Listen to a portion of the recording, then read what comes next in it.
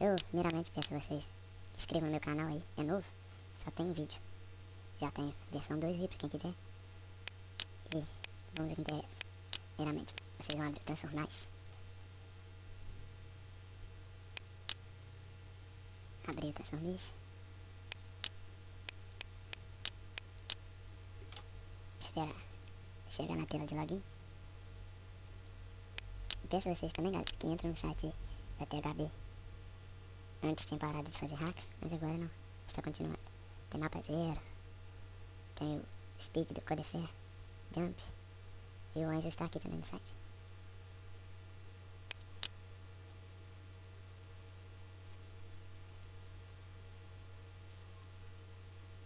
Pronto, agora vocês vão abrir o Anjo Hack.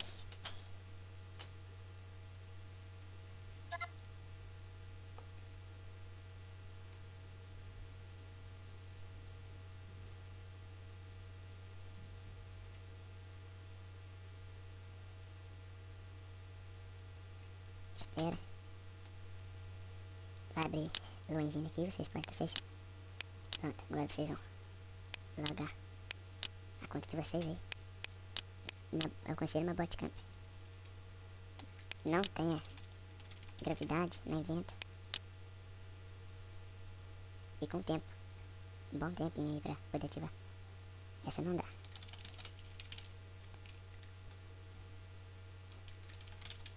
Isso também não. E galera, isso é tudo. Tá, mas aí vamos ver o que interessa. Vocês vão clicar aqui, em qualquer lugar aqui desse tutorial e apertar Z. Vamos esperar dar uma destravada.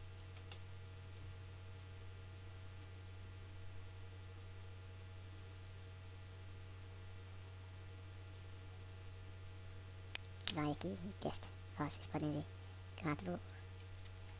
Agora apertem X. E vejam que não está mais. Vamos esperar agora acabar o tempo da fase.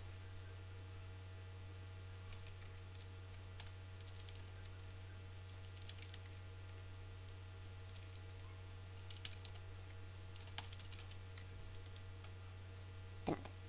Agora vamos apertar Z novamente. Esperar destravar.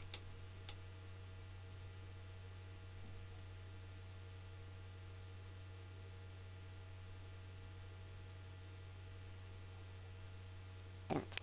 E vou testar aqui. Ó, vocês podem ver aí. E agora, vamos ativar a segunda parte. Clicar aqui.